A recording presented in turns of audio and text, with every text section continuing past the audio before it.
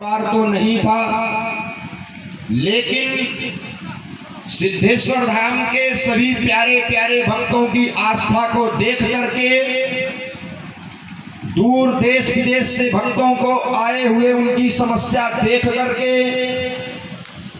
हनुमान जी का हमने आज ऐसा आदेश लिया कि बिना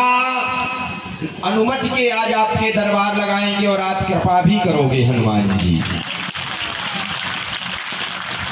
क्योंकि जिस समय को इंतजार था, जिस वार्षिक उत्सव को इंतजार था, आज ही वो समय है जो आज के दिन ही सिद्धेश्वर बालाजी का वार्षिक उत्सव एवं स्थापना दिवस और बैठकी हुई थी। जिस समय को इंतजार था और जिंदगी के जो हमारे लक्ष्य थे कि जितने भी सिद्धेश्वर धाम के आसपास जितने भी आश्रम हैं, सब संतों को सिद्धेश्वर धाम के प्रांगण में सब लोगों के चरण पड़वाएंगे और सब भक्तों की समस्या का समाधान होगा। जिस समय के लिए 1 वर्ष से आज हम इंतजार कर रहे थे, लोगों की कड़वी बातें सुन रहे थे, वो आज समय आ गया है और आज से सनातन धर्म का झंडा उठना प्रारंभ होगा। अभी तक इसलिए नहीं बोलते थे कि शायद वार्षिक उत्सव में कोई उपद्रव मचाए, लेकिन भगवान की इतनी बड़ी कृपा हुई, मचाने के बाद भी कुछ अपने को समझ में नहीं आया है। और तुम सबको बोलना चाहते, जिंदगी में तुम गुरु के चरण पकड़ लो, जिंदगी में अगर तुम्हारी असफलता आ जाए तो हम भी व्यासपीठ छोड़ देंगे, लेकिन इस प्रांगण में आए हुए भक्त तुमको एक वचन देकर के आज हम कहते हैं, बार बार कह रहे हैं, जिस समय को इंतजार था वो समय आज आया है। जितने भी आसपास सिद्धेश्वर धाम के शिष्य मंडल हैं,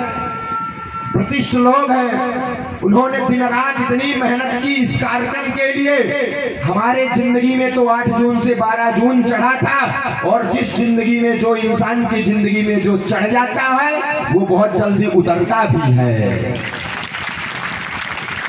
तुमको आज हम एक वचन लेकर के कहते हैं, तुम सिद्धेश्वर धाम के प्रांगण में आए हो, समय लग जाए तो लग जाएगा, लेकिन तुमको इस प्रांगण से हम कभी खाली नहीं जाने देंगे। आज कह रहे हैं,